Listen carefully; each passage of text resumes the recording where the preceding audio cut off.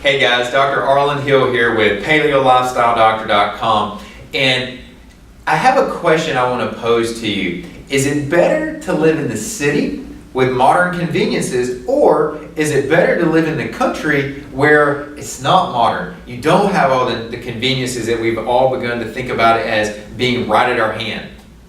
Well guys, I'm here to make an argument for you today that it's probably actually better to live in the country. And here's why. First, when I listen to my patients and when I look at their test results and we're looking at gastrointestinal health for them, one of the things that I consistently see is that my patients who live outside of the city typically have a better diversity of bacteria in their gut. Now, why is that important? There's a number of reasons for that. One is that the more bacteria, the more diversity of bacteria you have in your gut, the more different types of bacteria that there are in there, one of the things that you're going to see is that there's going to be a greater production of nutrients. Your ability to produce your B vitamins is going to be improved. As the B vitamins improve, your energy production cycles are going to be better. That's one. Your vitamin K status is going to be better. Vitamin K is essential for good bone health, good clotting mechanisms, good healthy bone and blood activity.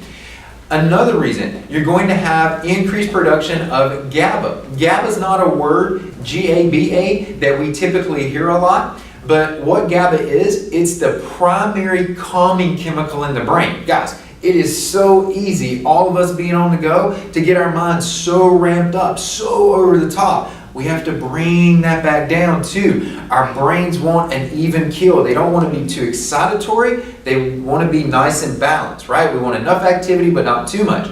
Believe it or not, the bacteria in your gut actually help that. Now, what does all that have to do with living in the country, right? Well, here's what it boils down to. If you live in the city, you pretty much live in a sterile environment. You don't have exposure to nature as we normally find it unless you're going out and you're seeking it. You're going out and you're going and taking a walk in a park. You're going and playing with your dog, for example, out on the beach. Those are examples where you would come into contact with bacteria that you wouldn't normally find around your home per se, or you wouldn't normally find in the concrete jungle.